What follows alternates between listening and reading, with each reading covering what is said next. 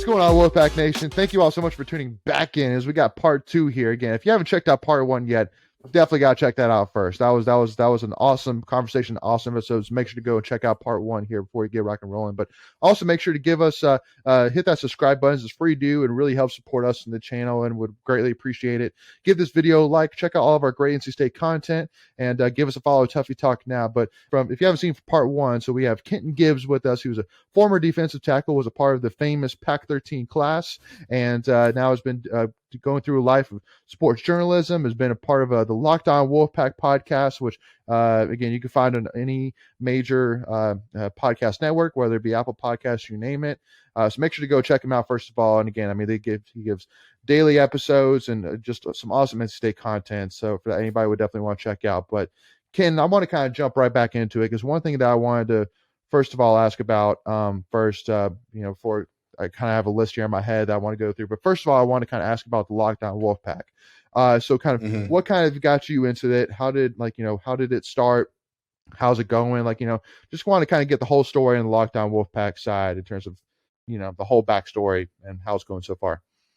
Oh, for sure. So it honestly, this whole thing has been a process and a build up from my retirement, right? So after I was like pretty much forced into retirement by injuries, I always told myself, like, all right, after you're done playing football, you're going to talk about football. That's going to be your next job. And I didn't know that was going to come when I was 21 or 22, but it came nonetheless. And so I was like, all right, bet. How do I do that? And I got on with WRAL, and Mandy Mitchell was my mentor there. And, she showed me the ropes of like, all right, your way of writing, this is not TV writing. That's not what that is. And so she taught me the ropes of like how to do it and what it looks like and what professionalism in sports journalism looks like.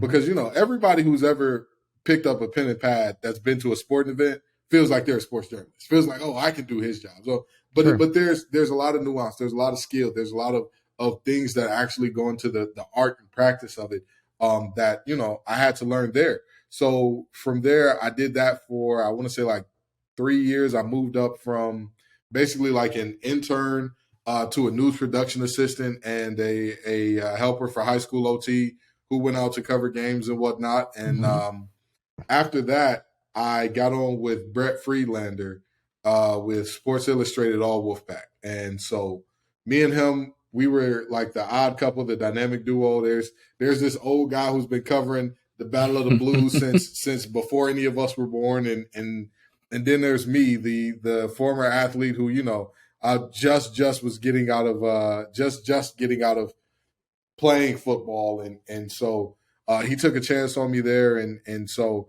it went well. It went great actually. And some people are still asking for us to get back together, and I tell them all the time, we never left. It's just the funding for that operation left. So, naturally we had to go do other things. But after that, I heard about the Locked On Podcast Network from a group of friends that I was that I'm in a sports journalism group chat with, and they were like, hey, like this is a thing, and they're looking for people to cover these teams. And NC State was one of them. And I said, well, wait a minute, you will? You need somebody? Hold on now. Yeah. Don't twist my arm. Exactly. As they don't want to call it the bullpen anymore. They want to call it the arm bar. So I was in the arm bar warming up. I said, I like the arm bar better. I love arm bar. It's amazing. Yeah. Nobody knows what it means, but it's provocative. It gets the people going. So anyway, so we might get copyright claimed on that phrase though, Ken. Huh? we might get copyrighted on that. I don't care. Peter, y'all got to come see us about it. Come fight us. Yeah. We're going to say arm bar in here. But when I got the call basically of like, oh, you can be with this network, I just put in some calls, called Ross Jackson and talked to him a lot. He's the host of Locked On Saints, and he's like one of the managing directors for all of the channels. And he saw my credentials and was like, oh, dude, we'd love to have you on. And I'm like, okay, if y'all gonna, pay me a little bit of change to talk about NC State every day, for about 30 minutes, I'll do that. That's something I'll sign up for. I'm still in Raleigh, so I'm going to watch the sports anyway. I'm going to see it on every TV at every bar, whatever. And so, that's how I ended up with Locked On Wolfpack. And the show has grown so much, man. It has grown so much. The first couple episodes, I didn't have a theme song.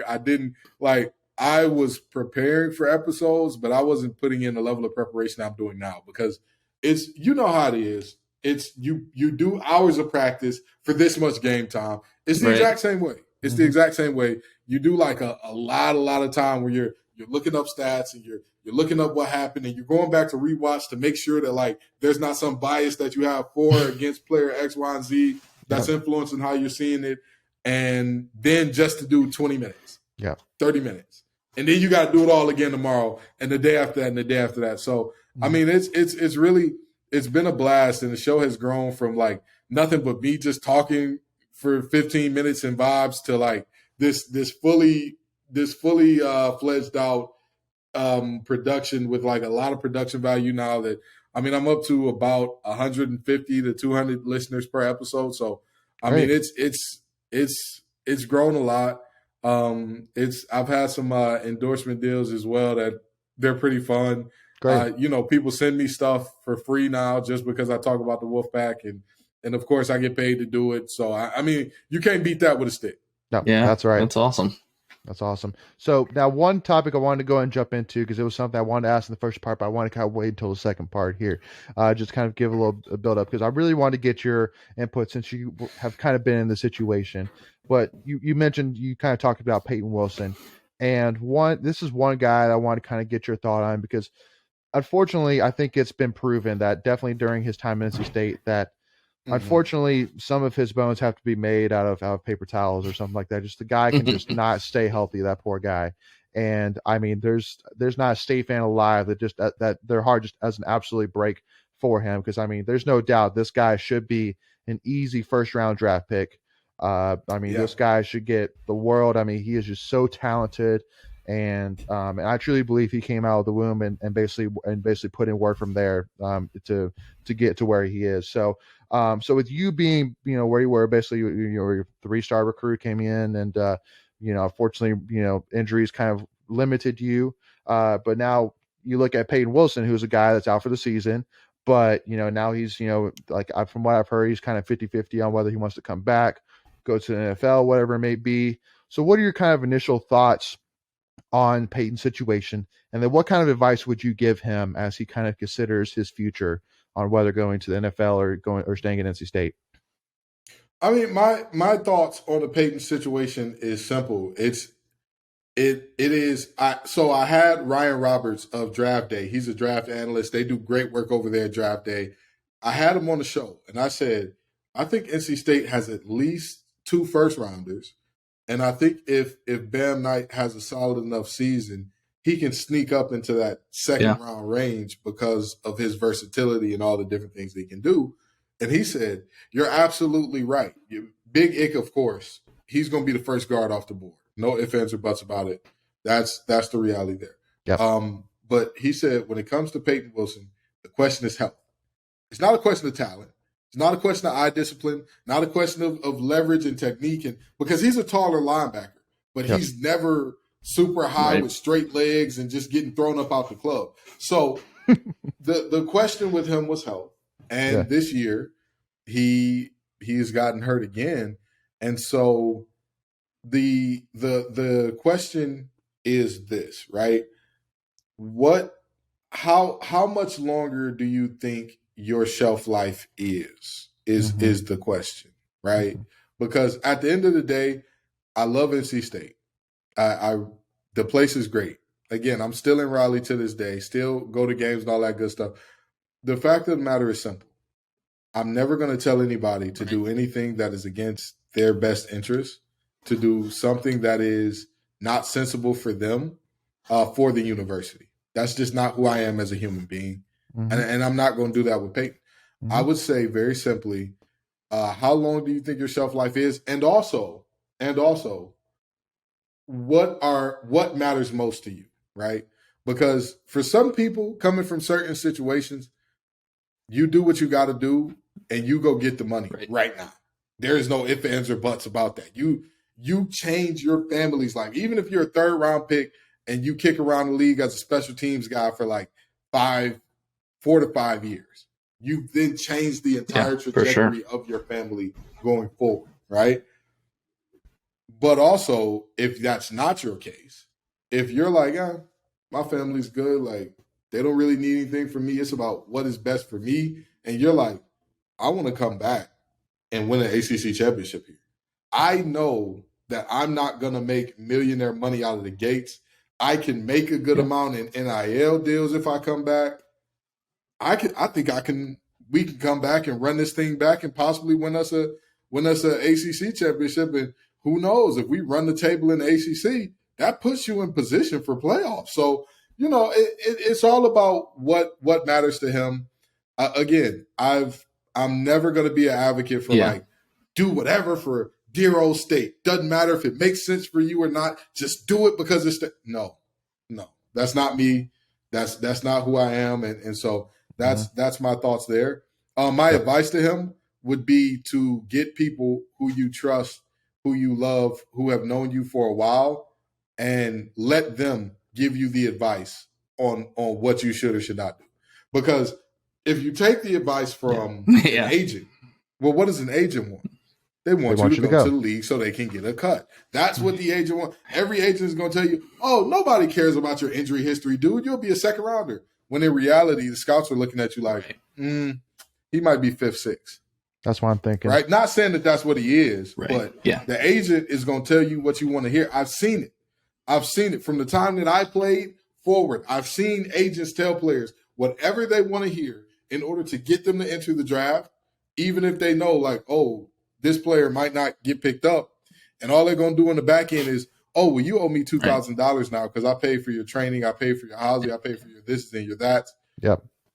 Nobody wants that. And then on the other end, if you're listening to, like very rabid fans that don't know you, don't know what your situation is, don't know what's best for you, you're going to hear, oh, well, do you really care about the university if you leave? And granted, NC State fans, Wolfpack Nation is really good about not being those people. But there's always a few. There's always a loud minority. That's always going to be, hey, if you care about the university, you're going to listen.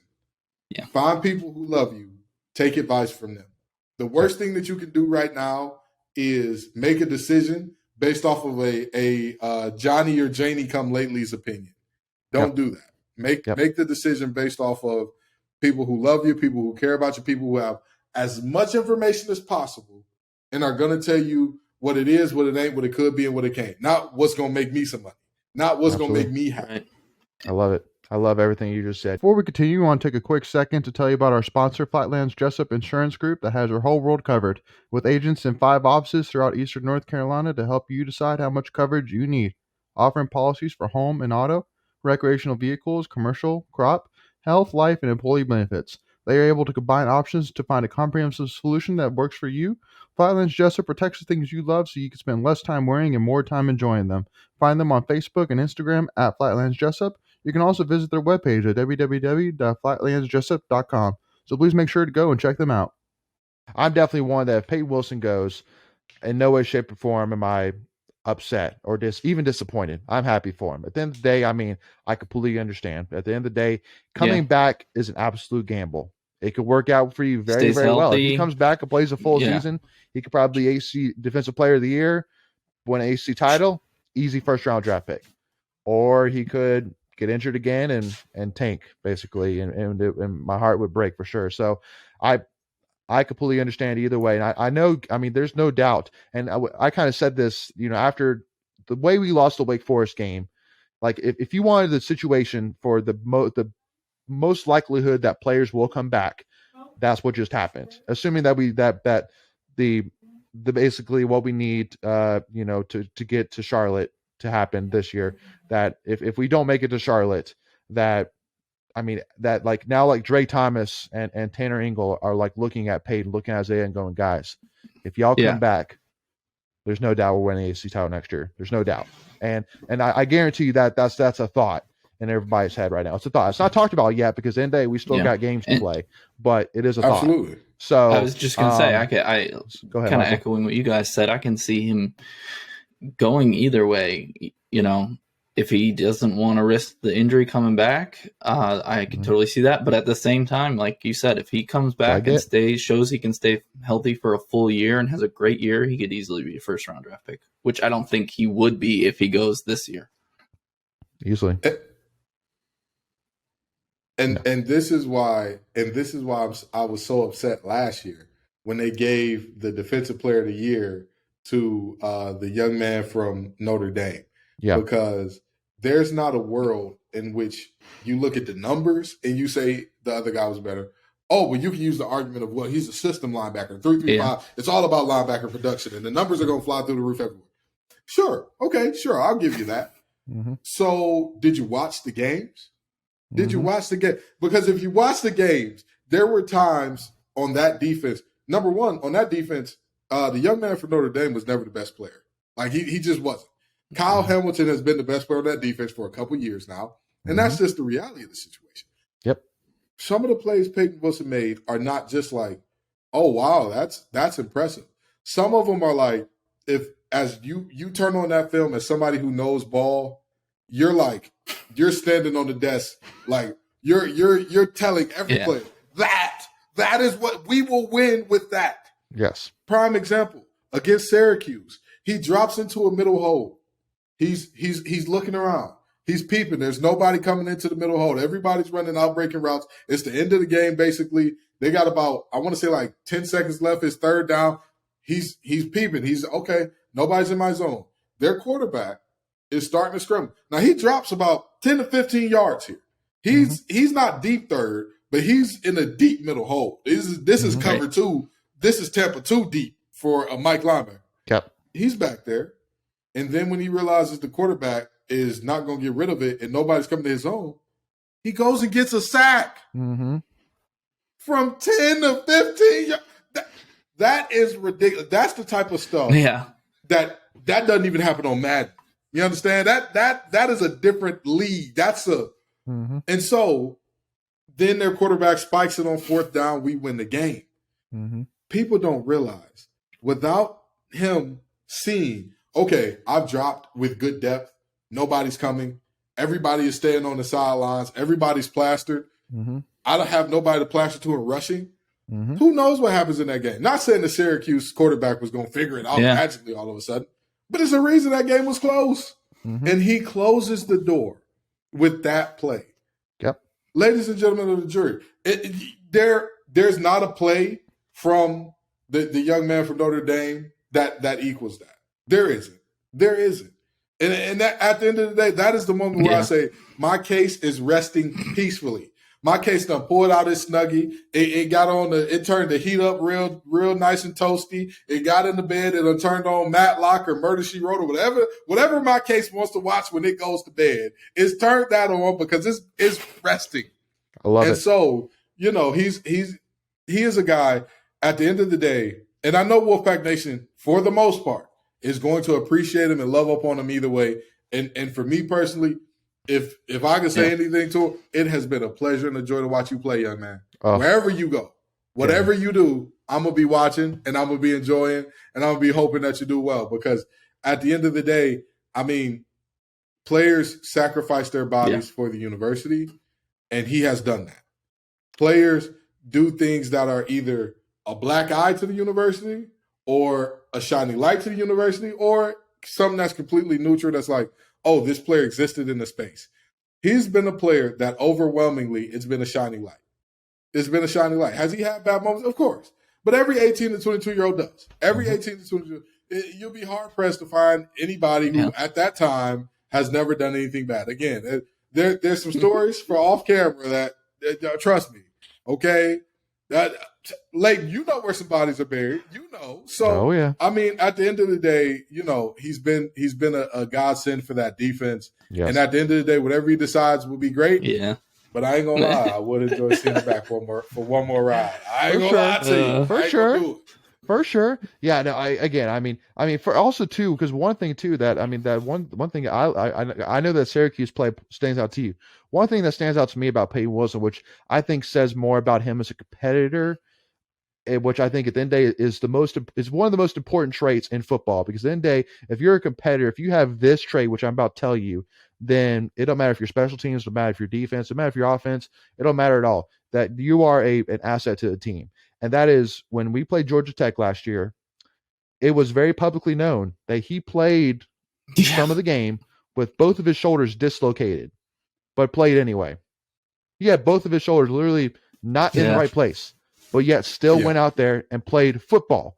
Not basketball, not soccer, played football where you use your shoulders every single play. And he played anyway until literally the trainers basically said, you can't go anymore. You can't do this. Like you are literally. So, I mean. Trust me, as somebody who, the practice where I tore my bicep, I did the exact same thing. They just taped it up because we didn't know it was torn. I felt a little pinch and I'm like, it's fine. My arm just hurts a little bit. Just tape it up and we'll keep rolling. Yep. There is a warrior mentality in football, and it is a double-edged sword because it is both amazing, and when it gets into your teammates, it's infectious. It's because when we found out, Kenton tore his bicep, like that's what happened here. When we found that out, Coach Nielsen said, I don't think y'all understand what y'all are watching on this last series, because it was the last series of practice, and it was like, you know how the last series of practice is. That determines who won practice, more or less. Right. So in my mind, all I could think was the team needs me, that my defense needs me. And when you have that, Coach Nielsen said, watch this. And it was like plays where you do your job, but of course you do a little more, whatever the case may be. And he's like, that dude is out there battling with one arm. So what's stopping you? And that's how it works. That's how it works. When you have one person playing with two separated shoulders, well, guess what happens? That person with a fractured pinky or something like that, hey, coach, tape these two fingers together. I'm going to roll. And again, it's a double-edged sword in that it makes your team so much better. So much better. The only downside is, of course, eventually our adrenaline runs out and we find out. That's pretty bad. Oh, yeah, I've done a lot of damage to my arm or to my shoulders and to my hand. And, But most of these things, thank God for modern technology, right? Like most of the things that we do to our bodies, they can be fixed up. They can be put together some way, somehow, put back together. But yeah, that warrior mentality, it permeates. It starts with him, and then it spreads to the other linebackers. And then the DBs are looking, and they're like, well, they're doing it. And then the wide receivers get in on it. And then the big guys get in on it. And that's, all you need is a spark to start that forest fire. Yep. Well, because guys like that are remembered forever. Like, for example, like another guy that always will stand out to me, I'll remember forever, Nate Ervik. And specifically the moment where we played Florida State in 2010. And basically they literally said that, he fractured his wrist or something. Like he was in a lot of pain in his wrist. And he pretty much, and he made a statement saying, I can't give up on my team. I need to get back out there. Tape it up. I'm going back out there. I don't care what it takes. And isn't it funny how he's the guy that recovered the fumble to win the game? The guy with the fractured wrist. I literally said, that maybe some players might say, I can't play. I have a fractured wrist. I can't play. But he went back out there, and he's the guy that made the game-winning play. How funny is it? Oh, yeah. So on that same defense, Sterling Lucas played with no ACLs that last year. Like, that's, the sacrifice that these players make, it makes the entire team better. Everybody, you can't make an excuse for, oh man, my arm hurts a lot. When you got a linebacker, so my ACLs left me in 2013. Like, what do you do there? Yeah, and Nate Ervik, not just that one game where he had a fractured wrist. That guy got in a horrible car accident, had a punctured lung, and a bunch of other injuries, and came back the next year and had an even better year. And balled out, absolutely. Yeah. So well, thank you so much, Ken, dude. Really appreciate it. I think this has been awesome. I really hope all of our listeners really enjoyed this as much as we did. So Ken, for those of our listeners following again, if you wouldn't mind kind of plugging in where they can check you out, where they can check out Locked On WolfPack, and listen to some other awesome NC State content, man. First of all, thank you all so very much for having me out. There you like go. you said, like, subscribe, follow, or else I'm coming for you now. I'm coming. You can ask him about how I used to chase down quarterbacks. Country used to be our quarterback, the equipment manager. Ask him. I was tenacious. I was ferocious. Yeah, you can find me at Locked On Wolfpack on Apple Podcasts, Spotify, pretty much anywhere that you get your Anchor as well. Anywhere that you get your regular podcast, you can probably find Locked On Wolfpack. If you can't find me there, you can find me on Twitter at LO_Wolfpack. If you can't find me there, which I don't know why you wouldn't be able to, TGIF_Kenton is my personal page. And again, there will be more than just sports and football and NC State football and basketball on there. But if that's the case, get with me and I'll get you right as far as what you need to listen to Locked On Wolfpack. Awesome, kid. Well, thank you all so much again for tuning in. I don't think we have to say much more than that. So, but really appreciate everybody tuning in. As always, go Pack, y'all.